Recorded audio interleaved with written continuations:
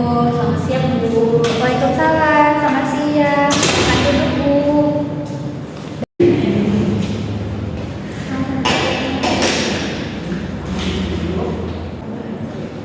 Perkenalkan, Bu, saya Tiara. Saya ada di studio sakit ini yang bertugas pada hari ini. Boleh tahu dengan siapa? Saya Ina. Mbak Ina, dari mana, dari berapa manusianya? Saya dari Bandung Sabu. Umur saya 23 tahun. Baik, ada yang perlu saya sampaikan, Mbak? Jadi gini Bu, saya tuh kemarin sudah periksa ke dokter karena kan saya ini kurus. Nah, terus saya itu dirujuk untuk menemui ahli gizi yang ada di rumah sakit ini. Baik, Pak, kalau begitu boleh saya ceritakannya? Boleh Bu, silakan. Baik, saya yang Mbak. Ya.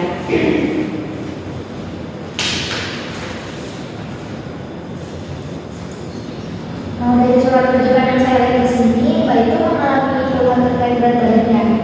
Baik, Pak, berarti tujuan kita di sini akan membahas dan menyelesaikan masalah yang Mbak hadapi bersama-sama ya. Ya Bu, kebetulan saya itu susah naik berat badannya gitu. Apakah Mbak tahu berat badan saat ini? Kebetulan saya tuh kurang tahu Bu, karena saya terakhir menimbang berat badan itu sekitar 5 bulan yang lalu. Lama juga ya, kalau itu. Ya Bu, karena saya itu kurang ditimbang. Jadi kalau begitu untuk mengetahui satu sendiri banyak bagaimana kalau kita melakukan pengukuran antropometri terlebih dahulu atau mengukur tinggi badan dan menimbang berat badan Mbak terlebih dahulu, Pak. Boleh Bu. Baik, Pak, boleh buka dulu sepatunya. Boleh Bu. Boleh berdiri di sini. Maaf ya, Mbak.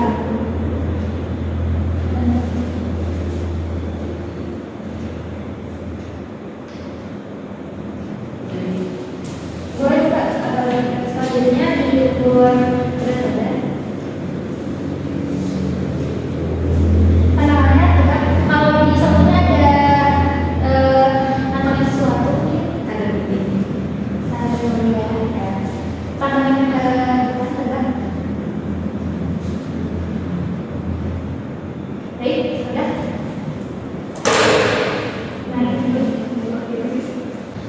Nah, baik, Mbak, hasil berat badan itu tadi 40 kg dan tinggi badan Mbak itu 157 cm. Nah, untuk mengetahui berat badan seperti atau tidak, caranya itu dengan menghitung indeks massa tubuh atau IMT. IMT itu apa ya Bu, kalau boleh tahu? Jadi IMT itu adalah singkatan dari indeks massa tubuh. Itu tuh digunakan untuk mengetahui apakah berat badan Mbak ini ideal, kurang, atau berlebih. Setelah dihitung didapatkan IMT dengan hasil 16,2. Nah, di mana kategori itu termasuk ke dalam berat badan mereka. Seperti itu. Oh, pantesan Bu, berat badan saya juga kurus. Terus saya juga susah naiknya berat badannya. Ternyata status gizi saya juga kurang ya Bu. Iya, Mbak, seperti itu. Nah, baik, kita masuk ke titik selanjutnya. Nah, sebelumnya saya akan melakukan proses konseling yang akan berjalan kurang lebih selama 15 menit ya, Mbak. Baik, yang pertama saya ingin menanyakan beberapa hal terkait pola makan Mbak, yaitu dengan dari pola 24 jam. Nah, Pak harus ingat-ingat dari kemarin jam 6 sampai jam 6 pagi tadi Mbak makan apa aja seperti itu. Baik Bu, nanti saya jawab sebisanya. Baik. Mbak kalau boleh tahu Mbak makan beberapa kali dalam sehari? Saya itu makan biasanya sehari itu 2 kali. Sehari 2 kali ya.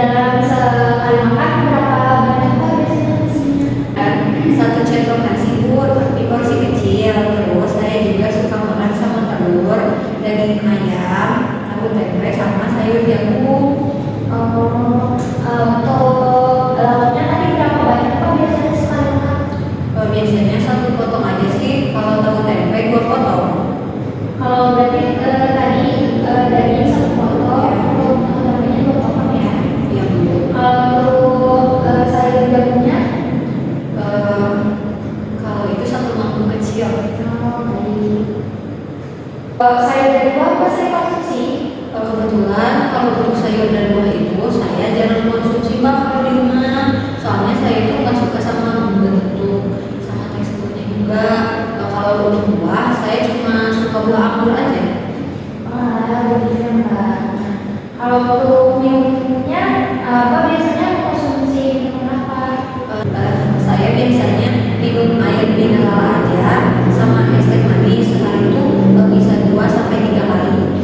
Baik, berarti nanti saya itu Mbak untuk asupannya, lalu untuk kegiatan sehari-harinya seperti apa Mbak? Saya itu mahasiswa semester akhir Bu, jadi kegiatan saya cuma terus aja. Baik, tadi dari jam berapa sampai jam berapa biasanya Mbak? Saya tuh kuliah biasanya mulai dari jam 8 pagi sampai jam 5 sore. Oh, untuk aktivitas kesibukannya bagaimana? Apakah banyak sering berolahraga atau bagaimana? Saya itu jarang berolahraga Bu karena jadwal kuliah yang sangat padat, jadi waktunya itu nggak memungkinkan. Terus kalau libur juga saya lebih baik diem di rumah aja istirahat. Oh, begitu ya. Untuk pola tidur Mbaknya bagaimana? Saya itu biasanya tidurnya cuma 4 sampai 5 jam per hari. Soalnya saya tuh sering begadang Bu, ngerjain tugas yang sangat banyak. Apakah dengan kegiatan Mbak sehari-hari dan pola tidur seperti ini banyak punya keluhan seperti pusing atau di bagian tertentu lainnya? Tidak ada Bu, tapi saya suka nyeri ulu hati sama kadang juga demam. Terus saya juga suka gagal selera makan, jadi berat badan saya juga susah naik. Baik, selain itu apakah banyak punya riwayat penyakit? Oh iya Bu, saya punya riwayat penyakit gastritis. Baik Mbak, akan saya simpulkan lihat dari pemeriksaan Mbak tadi, status fisik Mbak itu termasuk dengan kategori kurang atau underweight, dan tadi ya Mbak yang punya riwayat penyakit gastritis juga, terus sering sakit buah hati, mual, sama biasanya makan ya. Iya Bu. Tadi juga saya sudah menghitung asupan total Mbak itu hanya 60% dari total harian yang seharusnya itu, yang mana itu tuh kurang dari asupan yang dibutuhkan perharinya gitu. Nah untuk diagnosis di sini itu kekurangan asupan energi berkaitan dengan pola makan yang tidak sesuai, ditandai oleh asupan energi 50% dari kebutuhan harian dan IMM tadi 16,2 yang mana termasuk underweight gitu. Oh begitu ya Bu. Nah, dilihat dari tulisan tadi juga, saat itu Mbak jarang sekali mengkonsumsi sayur buah. Nah, selain itu Mbak juga sering sekali mengkonsumsi teh manis dengan jumlah yang cukup banyak ya dalam sehari. Nah, untuk aktivitas fisik Mbak itu sering menghabiskan waktu di kampus dan jarang berolahraga. Mbak juga punya riwayat penyakit yaitu gastritis. Dan itu Mbak. Iya Bu, benar. Dan di sini saya juga menjelaskan terkait gizi kurang atau underweight yang terjadi akibat kurangnya asupan zat gizi. Nah, underweight atau kurang zat gizi juga didasarkan pada indeks massa tubuh yang kurang dari ini yang tadi kita hitung yang dari 16,5, nah di sini 16,2 yang mana itu berarti kurang kan dari nilai normalnya. Underweight juga dapat dibedakan berdasarkan 2 faktor, yaitu faktor fisiologis dan psikologis. Nah, faktor penyebab lainnya diantaranya adalah kurangnya asupan makan yang kurang mencukupi. Kurangnya asupan makanan juga dapat disebabkan oleh pola makan yang tidak tepat, juga disebabkan oleh keadaan sakit, stres dan lainnya. Dampak yang jika dibiarkan gitu ya akan menyebabkan penurunan fungsi tubuh seperti itu. Oh begitu ya Bu. Jadi saya harus bagaimana Bu? Nah, sebelumnya apakah Mbak siap untuk merubah gaya hidup Mbak menjadi lebih sehat dan siap melakukan melaksanakan diet untuk menaikkan berat badan Mbak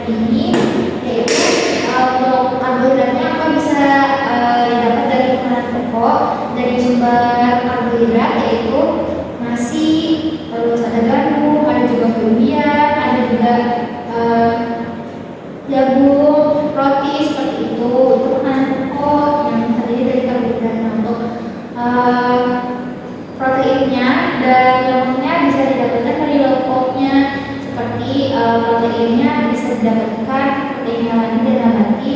Kalau protein hewani itu berasal dari hewan seperti daging-dagingan, ada daging sapi, daging ayam, daging ikan.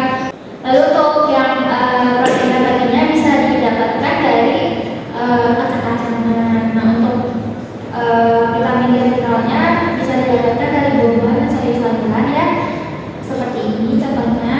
Dietnya yaitu melaksanakan prinsip diet TKTP. Nah, diet TKTP itu diberikan pada pasien dengan gizi kurang seperti itu tadi ya, karena androgenik terus gizinya kurang. Nah, kemudian dietnya itu memberikan makanan secukupnya untuk memenuhi kebutuhan kalori dan protein yang bertambah guna mencegah dan mengurangi kerusakan tubuh atau menambah berat badan sehingga mencapai nilai yang normal. Nah, untuk syarat dietnya itu tinggi energi yaitu 40 sampai 45 kalori per kilogram berat badan. Nah, untuk proteinnya tinggi yaitu 2 sampai 2,5 gram per kilogram berat badan. Nah, untuk lemaknya cukup yaitu 10 sampai 25% dari kebutuhan energi total. Nah, untuk karbohidratnya juga cukup yaitu sisa dari kebutuhan energi total. Vitamin dan mineral juga cukup sesuai dengan kebutuhan normal. Makanan yang diberikan dapat dalam makanan diberikan dalam bentuk mudah dicerna juga ya.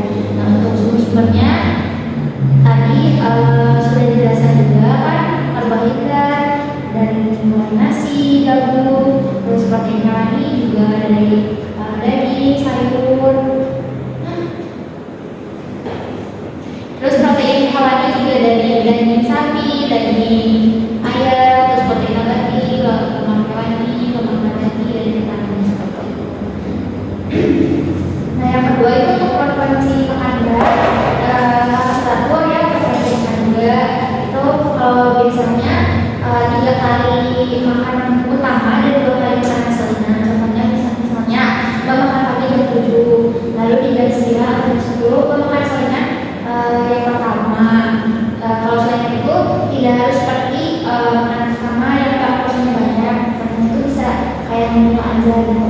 Nah, untuk misalnya jam 12 Mbak makan siang, nah itu berarti kan makanan yang kedua.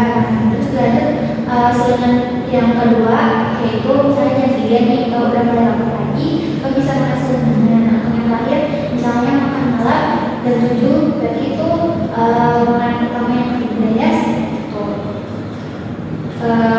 Lalu asupan cairan juga sudah cukup ya Mbak, 2 liter per hari. Selain itu mungkin Mbak bisa mulai berolahraga setiap kali libur, dapat dicoba minimal 15 sampai 30 menit secara konsisten, tapi ya Mbak istirahat cukup juga. Apakah ada yang bertanya lagi? Itu Bu, saya itu kan kurang suka sama tekstur buah dan sayur, jadi saya tuh suka mual gitu. Jadi saya tuh harus gimana ya Bu supaya bisa makan sayur buah? Nah, baik untuk itu Mbak bisa mempreskan jenis sayur dari buahnya ya Mbak. Contohnya itu untuk buah misalkan Mbak bisa jadikan jus, jadikan puree, atau untuk sayurnya Mbak bisa mengubah bentuknya, jadi tidak harus selalu dimakan dalam bentuk itu. Contohnya bisa mengkombinasikan sayur wortel, bayam di dalam telur dadar seperti itu. Atau Mbak juga bisa mengubah cara pembuatannya, misalnya yang harusnya biasanya direbus jadi dipanggang. Juga bisa lihat di sosial media karena sekarang sebenarnya juga yang mempreskan bumbu, kombinasikan sayur dan buah dan makanan lain agar bentuknya tidak terlihat seperti aslinya. Begitu Mbak, apakah sudah cukup? Cukup. Baik, jika sudah cukup, mungkin bisa mengulang apa yang sudah saya sampaikan tadi. Baik, tadi Ibu bilang saya itu frekuensi makannya harus 3 kali makan utama dan 2 kali selingan, terdiri dari makanan pokok, nabati, lauk hewani, dan juga sayur buah. Dan terus saya juga harus rajin berolahraga minimal 15 menit dan maksimal sampai 30 menit. Kemudian saya juga harus mencukupi asupan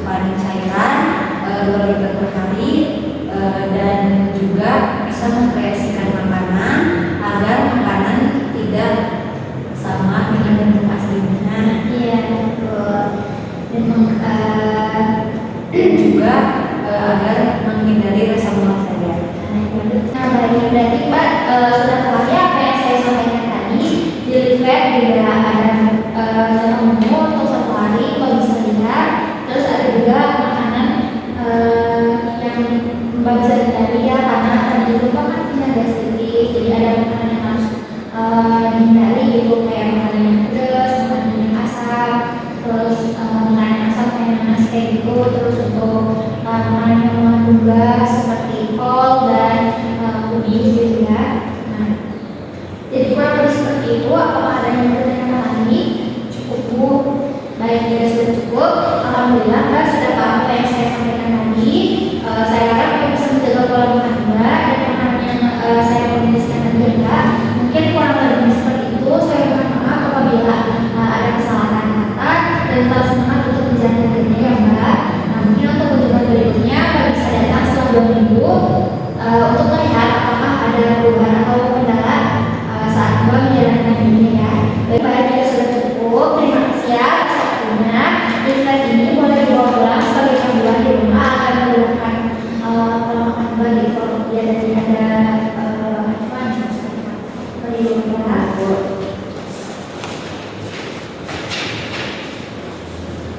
Baik